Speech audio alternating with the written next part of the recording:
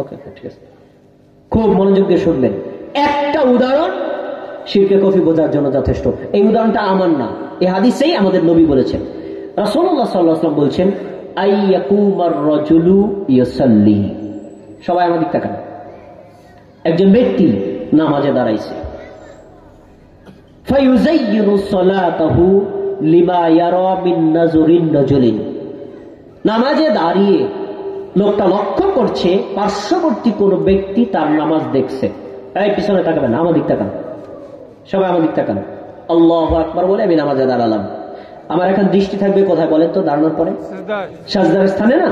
আচ্ছা, আমি সাজদার স্থানে দৃষ্টি রাখলেও এই পার্শ্ববর্তী, এই যে আমার উস্তাদ শেখ আহমদ আলী রহমানী, ইনি আমার পাশে আছেন, আমি কিন্তু দাঁড়িয়ে অনুভব করতে পারবো ওনার দৃষ্টিটা কোন দিকে। অনুভব করা যায় না? যায় না?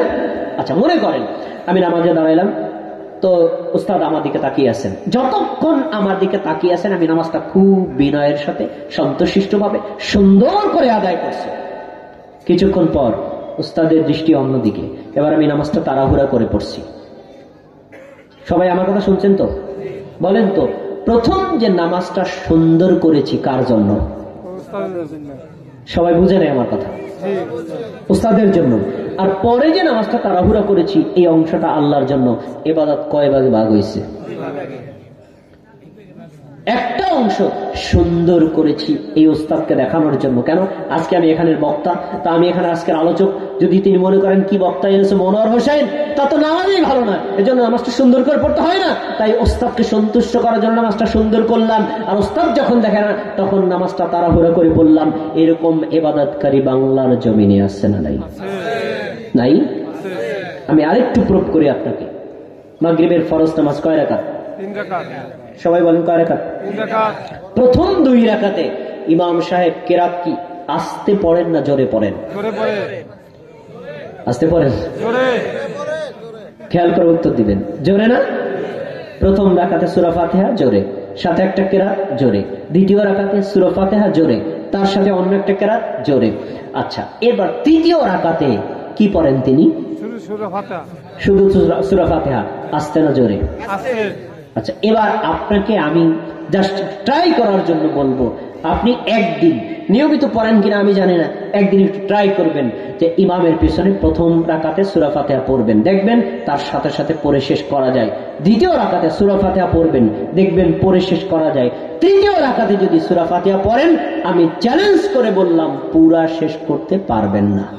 আছে, বহুত আছে। আমি ট্রাই করেছি, আমি ইয়্যাকা না'বুদু ওয়া ইয়্যাকা নাস্তাইন পর্যন্ত যেতে পেরেছি, তবে খুব ইমাম কম পেয়েছি ইহদিনাস সিরাতাল মুস্তাকিম পড়তে পারা। পরে তো আর পড়াই যায় না। একটু খেয়াল করেন, খুব মনোযোগ দিয়ে বোঝার জিনিস। প্রথম রাকাতে সূরা ফাতিহার আয়াত ছিল 7টি, দ্বিতীয় রাকাতে সূরা ফাতিহার আয়াত হয়েছে কয়টি? শেষ রাকাতে কি সূরা ফাতিহার আয়াত কমে গেছে? তাহলে টাইম কম লাগলো কেন? এইটাই ভাবনার বিষয়। সময় কম লাগার কারণটা কি? কারণ এই এলাকাবাসী মনোযোগ দিয়ে শোনেন, মা বোনেরা মনোযোগ দিয়ে শোনেন, এলাকার আলেমরা মনোযোগ দিয়ে শোনেন, আলেম যারা আছেন, ইমাম যারা আছেন তারাও মনোযোগ দিয়ে শোনেন। প্রথম রাকাতে সূরা ফাতিহা সুন্দর করে পড়েছে কেন? মুসল্লিরা শোনে তাই। দ্বিতীয় রাকাতে সূরা ফাতিহা সুন্দর করে পড়েছে কেন? মুসল্লিরা শোনে তাই। আর তৃতীয় রাকাতে তাড়াহুড়া করে পড়েছে কেন? মুসল্লিরা শোনে না তাই। এবার 2 রাকাত ভাগ হয়ে গেছে। প্রথম 2 রাকাত পড়েছে ইমাম সাহেব মুসল্লিদের সন্তুষ্ট করার জন্য, আর তৃতীয় রাকাত পড়েছে আল্লাহর জন্য। ইবাদত 2 ভাগে ভাগ হয়েছে। এটাকে বলা হয় রিয়া, এটাকে বলা হয় সুমা। যে ইবাদতের মধ্যে রিয়া আর সুমা আছে এর নামে হলো গোপন শিরক। গোপন শিরক যুক্ত আমল আল্লাহর দরবারে কখনো কবুল হবে না। জি, আলোচনা শেষ করে দিচ্ছি। এবার বলুন, আমরা কি গোপন শিরক করব না ছাড়ব? আল্লাহ রাব্বুল আলামিন আমাদের সবাইকে এই 3 প্রকার শিরক থেকে নিজেকে বাঁচিয়ে রাখার তৌফিক দান করুন। আসসালামু আলাইকুম ওয়া রাহমাতুল্লাহ।